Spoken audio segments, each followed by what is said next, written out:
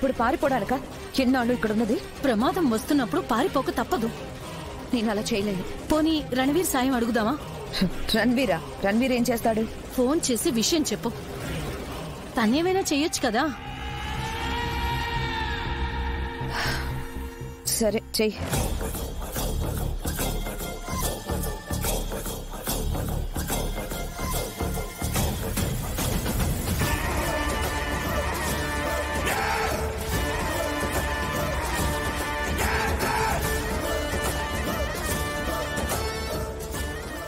చెప్పు చంపా, అక్కడ విశేషాలేంటి?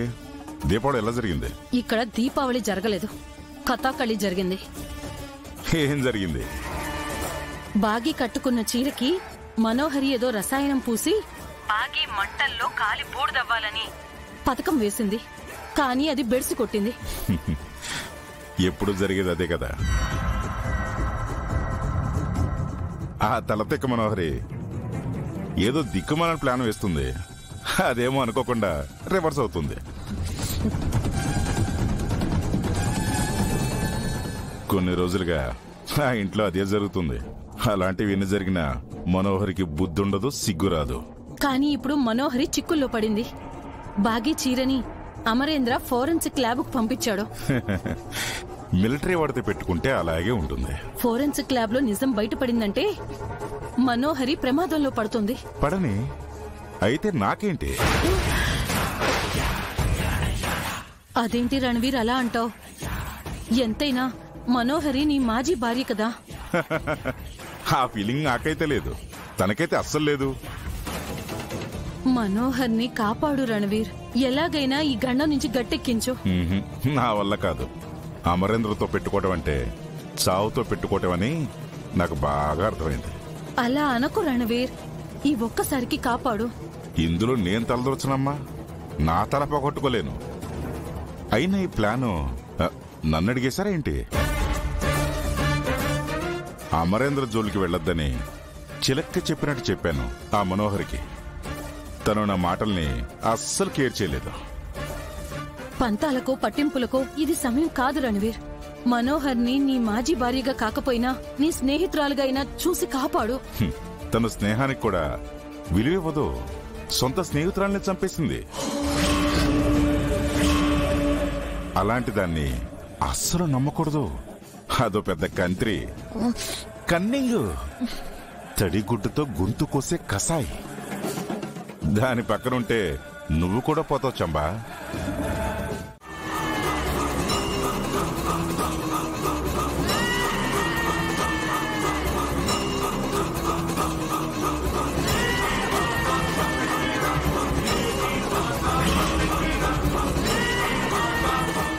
అమరేంద్ర హాల్లోనే ఉన్నాడు.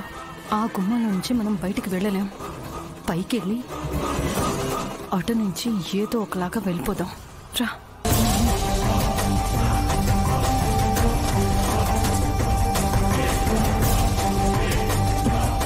రా.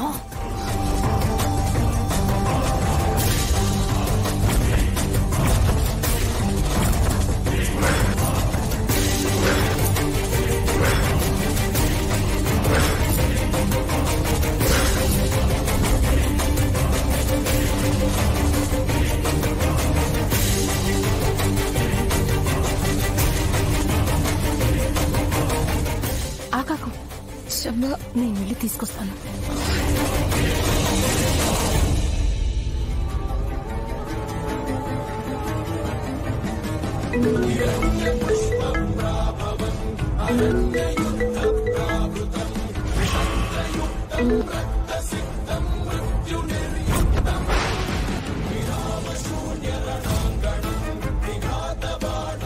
What?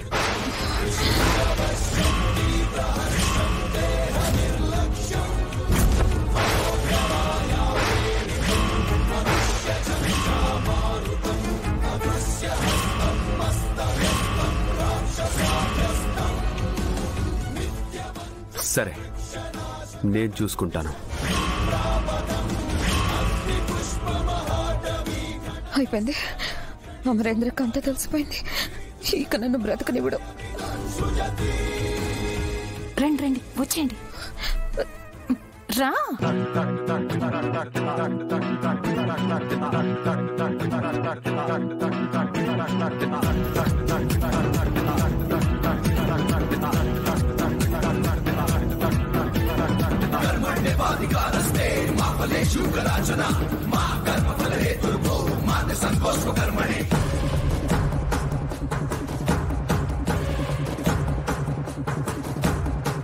ఆయనకి మనోహరి గురించి అంతా తెలిసిపోయినట్టుంది. ఇదే నాకు కావాల్సింది.